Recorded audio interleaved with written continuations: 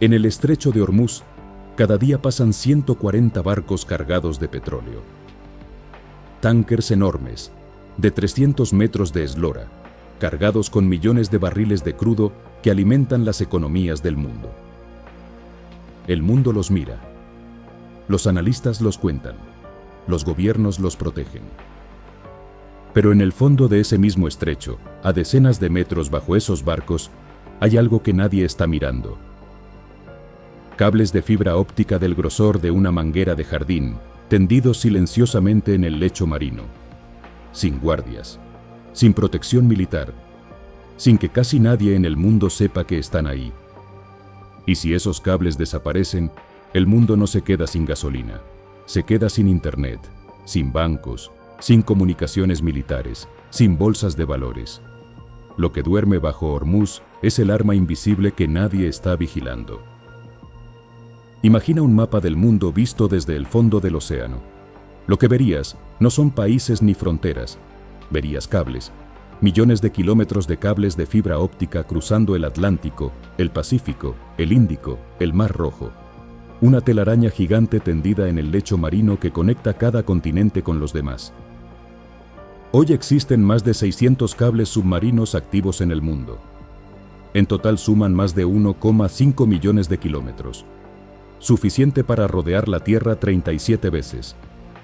Por ellos viaja el 99% del Internet mundial, las llamadas telefónicas internacionales, las transferencias bancarias, los correos diplomáticos cifrados, las órdenes de los mercados financieros que mueven 10 billones de dólares cada día. Los satélites, con toda su tecnología visible y espectacular, solo manejan el 1% restante. El mundo digital real no está en el cielo, está en el fondo del mar. Y es tan frágil como parece. 4 de esos cables pasan por el estrecho de Hormuz. 4 arterias digitales que conectan Asia, Europa y África. Y sus nombres son poco conocidos fuera del mundo de las telecomunicaciones, pero su importancia es enorme. El primero sale de Singapur, atraviesa el Océano Índico, entra al Golfo Pérsico y termina en Francia. Es uno de los sistemas de cable más largos del planeta y transporta una fracción enorme del tráfico de datos entre Asia y Europa. El segundo parte de Hong Kong, pasa por Pakistán, India, el Golfo Pérsico y el Mar Rojo, y llega a Francia. En 2024, cuando este cable fue dañado en el Mar Rojo, el Internet en India y los Emiratos colapsó en minutos. El tercero conecta Reino Unido con India con ramificaciones directas en el Golfo. Y el cuarto une India con Europa pasando por todo el corredor del Golfo Pérsico. 4 cables, 4 rutas críticas, todas convergiendo en el mismo estrecho de 33 kilómetros, donde ya pasa el 20% del petróleo mundial. Aquí viene un detalle que revela mejor que cualquier otro dato el peso geopolítico real de esta zona. Para tender un cable submarino en aguas de un país, ese país debe dar permiso. Es ley internacional. Y durante décadas, ninguna empresa de telecomunicaciones del mundo quiso negociar con Irán para obtener ese permiso en el estrecho. La solución fue ingeniosa y discreta. Todos los cables que cruzan el estrecho de Hormuz fueron tendidos deliberadamente en aguas de Omán. Físicamente están en el estrecho, bajo los mismos barcos tankers, en el mismo fondo marino, pero legalmente están en aguas omaníes, no iraníes. Una decisión técnica, que es en realidad una decisión geopolítica. La infraestructura digital más crítica de esa región fue diseñada desde el principio para evitar depender de un solo país. Eso no es un dato menor. Es una confesión silenciosa de cuánto poder real tiene ese estrecho. Y de cuánto miedo genera.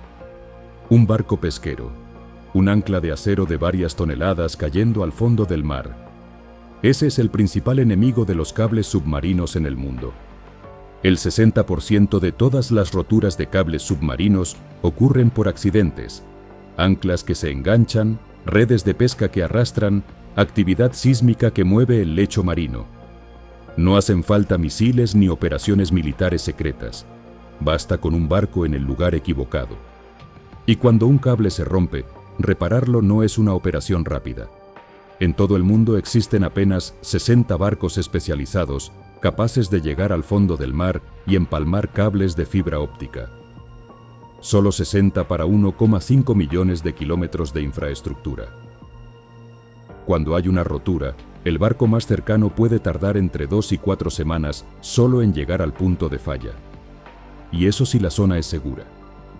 Si hay conflicto activo en el área, los barcos de reparación no reciben permisos para entrar. El cable permanece cortado semanas, meses, el internet degradado, los mercados lentos, las comunicaciones militares comprometidas. Lo vivimos en el Mar Rojo en 2024. 3 cables dañados, barcos de reparación sin poder acceder por los ataques en la zona. India, Pakistán, los Emiratos y Kuwait perdieron el 25% de su conectividad internacional durante meses. Y eso fue en el Mar Rojo, que tiene más espacio de maniobra que Hormuz. ¿Qué protege estos cables? ¿Qué ley internacional defiende la infraestructura digital más crítica del siglo XXI? El Convenio de París.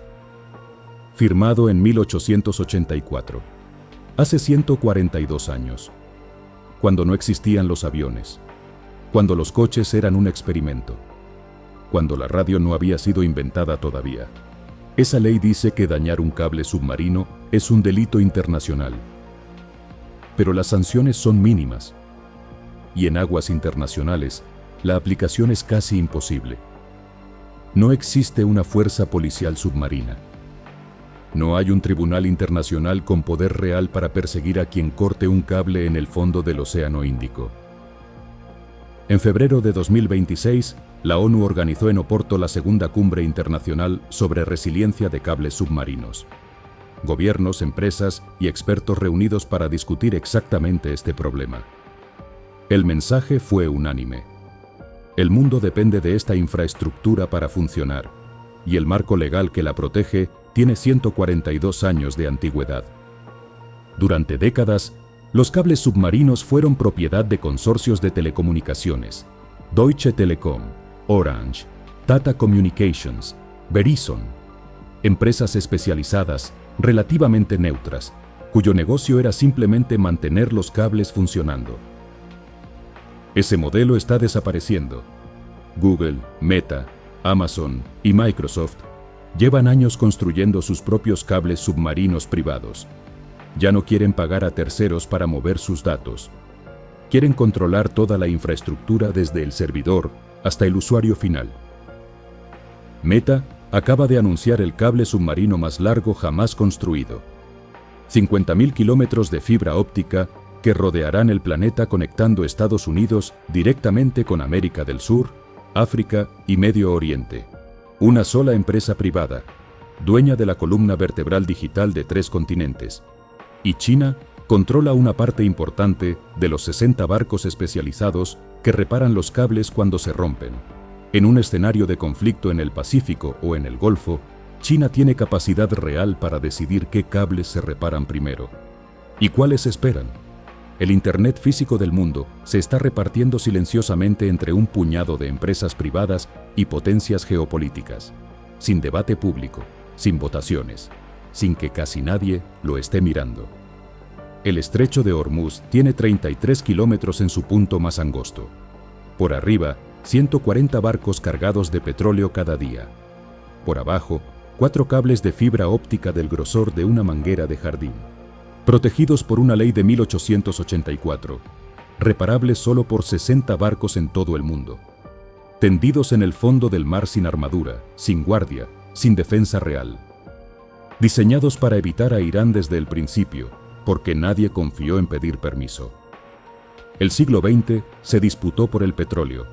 Guerras, alianzas, golpes de Estado, embargos. Todo por controlar lo que fluía por los tánkers en la superficie. El siglo XXI tiene una segunda batalla, más silenciosa, más invisible, por lo que fluye por los cables en el fondo. Y Hormuz está en el centro de las dos. Debajo del petróleo hay algo más peligroso. Y ahora ya sabes qué es. Eso es poder y frontera.